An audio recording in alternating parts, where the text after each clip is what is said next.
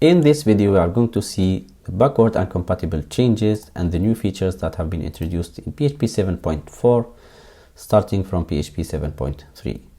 To be able to execute our scripts against two versions of PHP, I have created a Docker Compose file and defined two services. The first service named PHP 73 that will be running PHP 7.3 CLI image, and the second service PHP 74 that will be running PHP 7.4 CLI image. Down here I have two terminals. The first one I have named it PHP 7.3, in which we are going to execute this command over here, docker compose exec php 73 bash. In other words, I'm going to access a terminal within one of PHP 73's containers. So if I execute this command over here and execute php-v, I'm going to have PHP 7.3 CLI. I'm going to do the same for PHP 74, docker compose exec PHP 74 bash, and do php-v. I'm going to have PHP 7.4 CLI. So now we are all set up to see the backward and compatible changes for PHP 7.4. I'm going to cover only 3 backward and compatible changes and 9 new features. To check out the full list, feel free to visit the documentation link that I will be linking in the description below.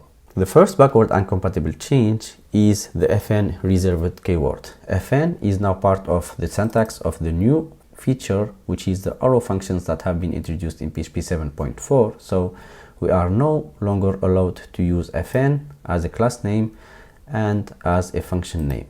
There is 2 exceptions to this rule, which are constants. We can still name constants fn, and we can still name methods within a class fn.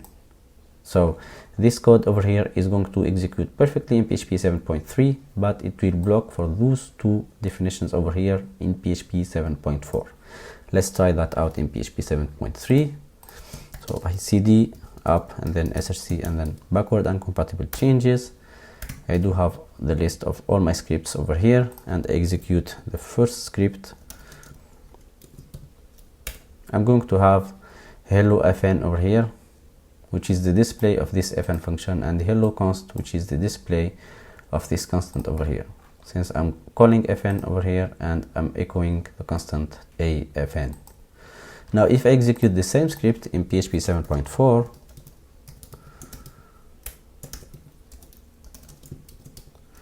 I am going to have an error in line 4. Why? Because of this definition over here. So as we said, fn is no longer authorized for class name. I'm going to command this part over here and re-execute again on my script. I'm going to have an error now, not in line 4 but in line 7, which is this line over here. I'm going to command again this part of the code, and this should still work in PHP 7.4. So if I execute one last time the script, I'm going to have the same display as we have in PHP 7.3, which means that fn is allowed for constants and for functions within a class. That's for the first backward and compatible change. Now the second change is concerning fread and fwrite. They will now return false if the operation failed, instead of returning an empty string or 0. So let's say that I'm going to open docker compose file, this file over here, in read mode, and I'm going to try to write on that file. Of course, I'm not going to be able to do that since I have opened the file in a read mode. So I should be seeing in return something that says this operation is not successful. Let's try that out in PHP 7.3 to see what we are going to have. So in PHP 7.3, if I have a failure within fwrite or fread, we are going to have as return 0 value, and notice that there is no message error or notice or warning whatsoever. In PHP 7.4, this is going to change by returning false and issuing a notice. So we have a notice saying that we cannot write on the file. We have an error no, we have a description of the error itself, and for the return we are going to have false instead of 0. So that's the second backward and compatible change. The third change is concerning the date time or date time immutable. So calling var dump or similar like printf, for example, on a datetime or datetime immutable instance will no longer leave behind accessible properties on the object. Let's take this script as example. We have a date over here created with new date type, and then I'm going to var dump the attribute date of this date object. I'm going to var dump again the date itself, and finally I'm going to redump again the date attribute of the date object.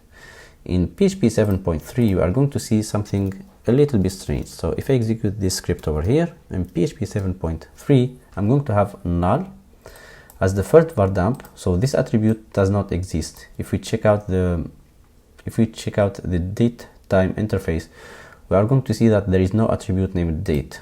But then after var dumping the date itself, which is the output that we see here, we see that we do have this date attribute. So var dump somehow have created this property in the date object, and now it is available. This is a little bit dangerous if the developer counts on this date attribute, especially that there is no guarantee that this attribute will stay or this var dump behavior will stay in the future version of PHP. So PHP 7.4 have made this attribute unavailable, and it is now the same display for this var dump as this var dump over here. So let's try again and execute the same script in PHP 7.4, and we should see null in both displays. So we have null over here, the date object itself, and null again. That's for the backward and compatible changes. Now we are going to see the new features.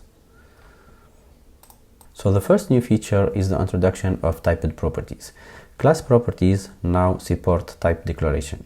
Say that we have a user class. This user class will be containing two attributes, two properties, ID and username. Now I can specify that for my ID I want it of type integer, and it could be null as well. And for my username I want it of type string. PHP engine, after seeing those two declarations over here, will be ensuring that my ID will be receiving only null or integer value, and my username will be receiving only a string value. So I'm going to create a new instance of this class over here, new user. The object will be user, and then I'm trying to assign to ID the value 1, which is integer, and to username zizojab, which is a string. I'm going finally to dump my user, and this code should be working perfectly in PHP 7.4. So let's try that out, and indeed it does work with ID equals 1 and username zizojab. Now we are going to see what the errors that we could have with this new feature. The first one being trying to access an initialized property. In our case, let's try to access the ID which is not initialized yet at this level over here. So if I try this code, I'm going to have an error saying that typed property user ID must not be accessed before initialization. One of the fixes would be to initialize this value to null or to remove the type itself. And then we are going to try to assign to username a value which is not a string and see how PHP will react. So let's re-execute again. And here PHP is saying for us typed property username must be a string int use it. So PHP engine is checking each time we assign values to our properties and see if the assigned value matches the type that is specified in the class or no. That's the first new exciting feature. Now the second feature is the introduction of a new function called get mangled object vars. So this helper function will be getting the attributes of an object. It is almost the same as casting the object into an array, with a small exception that we are going to see for array object class. So get mangled object vars will be getting all the attributes of a class with the following rule. So it will be getting all the public attributes as they are. Then if we have a protected attribute, we are going to have asterisk preceded to the attribute name, and if we have a private attribute, we are going to have the class name preceded to the attribute. And finally, if we have an initialized typed property like this one, this will be silently discarded. So say that we have a class A which has public, protected and private and initialized property, all these attributes over here, and then B will be extending A and then adding another private attribute named also private, which will be equals to 4. Now if I create a new instance of B and then create a new dynamic property, call it dynamic and assign it to value 5, and again create a new dynamic property named 6 and assign it the value 6, and display the get mangled object vars, what I'm going to see as output, let's try that out. So I'm going to see be private, because we have this attribute over here named private, and then we have added to it the class name. As we said, that's the rule for private attributes, which will be equals 4, and then public, which is this attribute over here, which is equals 1, and then protected over here with the asterisk prependent to it, as we said, for the protected attributes. And finally I'm going to have for the private a attribute a private, which is the attribute preceded by the class name, which will be equals to 3. I'm going to have also the dynamic attribute that I have defined here, which equals 5, and the 6, and the last attribute, which is 6, that is equals this integer 6. So that's for the get mangled object vars. Now if I dump the cast of this object to an array, I'm going to have the exact same output, and that is already mentioned in the function documentation, saying that it returns the same result as array object, with the exception for array object. Now I'm going to create a new object of type, now I'm going to create a new class AO that extends array objects. AO stands for array object. I'm going to define also a private attribute named private, which will be equals 1. Then I'll be creating a new instance of AO with initial value an array having x as key and y as value. Finally, I'm going to assign a new dynamic attribute called dynamic equals to 2, and then we'll be dumping get mangled object vars and the cast of that array object to an array to see the difference between those two techniques. So here I have the display of get mangled object vars, which will be following the same rule that we saw already here. For private attribute, we're going to have the attribute name preceded by the class name, which is AO in our case, and then for the dynamic attribute, which is public, we are going to have the attribute itself, which is equals to 2. Now the cast to an array is giving me an output completely different, which is this enclosed array over here, x as key and y as and y as value. So that's the difference for those who are asking the question between a cast to an array and the new helper function get mangled object vars. That's for the second change. The third change is the introduction of arrow functions. The arrow functions has been introduced in almost all programming language. Arrow functions has been introduced in almost all programming languages. PHP is not an exception. So this is the syntax of our arrow functions. We are going to have fn, the keyword fn, that's why it has been reserved in the backward and compatible changes, as we've said. Then the parameters that we want for our function, followed by the arrow symbol. We can also, before the arrow symbol here, specify the return type of our function, and finally the body of our function, which is a single expression. If we want multiple expression, we have to fall back to the default function, which is this notation over here, function, and then the parameters. If we want to use external variables out of the scope of the function, we have to use use syntax, and then we have to return our expression over here. So this is the classic function definition, and this is the arrow function definition. In our script over here, we are trying to array map this array over here 1 to 3, and then multiply each element by 10. This notation over here will be using arrow function to achieve that, and then this function over here is using the classic function definition to achieve that. We can try out this code. We are going to have the array multiplied by 10 twice. So let's execute this code to see that. We have the first display, which is 3 items of our array, 10, 20, 30, and the same thing for this part of this code over here. That's for arrow functions. Now the fourth change is concerning variance and covariance for argument return types. In PHP 7.3, if I execute this code over here, I'm going to have an error at this level. Why? Because I have a class A and then B extends A, and then I have a producer and then child producer which it extends producer itself. Then within producer we're having a function called method that returns A, so our method will be returning A, and the child producer wants to redefine this method and return B instead of A, which is perfectly logical because B extends A. So in PHP 7.3, this code is not going to execute. Let's try that out. So PHP is saying for us that declaration of child producer method B must be compatible with producer method A. So this line over here is not possible to define in PHP 7.3. Now in PHP 7.4, this have been fixed and we can perfectly have this code running. Let's try that out, and we don't have an error. So in PHP 7.4, we have added variance for arguments and covariance for return type. The fifth change is a new operator called the null coalescing assignment operator. This operator is the concatenation of the null coalescing operator and the assignment operator, hence the name null coalescing assignment operator. This operator will be checking the variable on the left hand. If it is not set, it is going to assign to it the value that we have on the right hand. So this line over here, number 3, is equivalent to if it is not set, or if not is set data of username, we are going to assign to data of username the value zizojab. So if we dump data of username over here, we should be seeing zizojab, which is the case.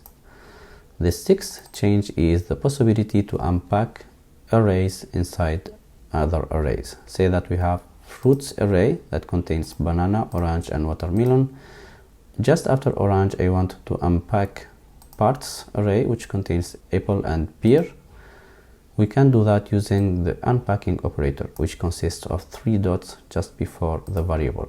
Now if I dump fruits, I should be seeing banana, orange, and then apple, and then pear, and finally watermelon. So the unpacking works fine in PHP 7.4.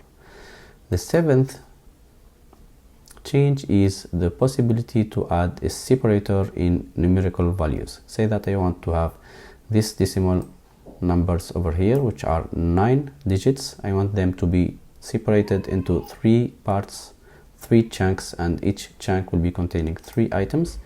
I can do that by introducing this underscore separator, which will be very convenient for me if I want to have my code more readable. PHP will be stripping all those separators from all kinds of numerical values that I have, and it will be doing this transformation automatically for me. So if I dump the values that I have here in my file, I'm going to have the numeric value of this representation. The change number 8 is the possibility to throw exception into the toString function. In PHP 7.3, if I throw an exception, say that we have a user that has an ID and username property, and within the toString we are going to return this ID, then a comma, then this username. If they are not set, one of them at least is not set, we are going to throw a new exception. This code in PHP 7.3 is going to generate for me a fatal error, especially that I have user2 over here that has ID null and username null. So we are going to execute this if over here and then throw a new exception because both the ID and username in this case are null. Let's try that out in PHP 7.3. If I execute this script, I'm going to have fatal error, method user2string must not throw an exception. So in PHP 7.3 and below, toString is not allowed to throw an exception within its body. So that has been changed in PHP 7.4. Now we can easily throw exception in toString. So I'm having this exception over here, username and or ID are not set. So we can, from PHP 7.4 and above, we can throw exceptions in the toString special function. The last change is for preloading opcache code. This is a performance enhancement to PHP. Say that we have some files that we want them to be always available for our code because we use them all the time. PHP has added a config in php.ini saying that opcache preload can be set to a PHP file. We are going to set it with this file over here, 9 preloading opcache.php, and this file, what it is going to do is it is going to read the src folder and then recursively read all the PHP files and then requiring them once. this require once, or we can use also include or include once or opcache compile file. Thanks to this, we are going to have all those files will be parsed into a persistent memory and therefore globally available for any script to be used.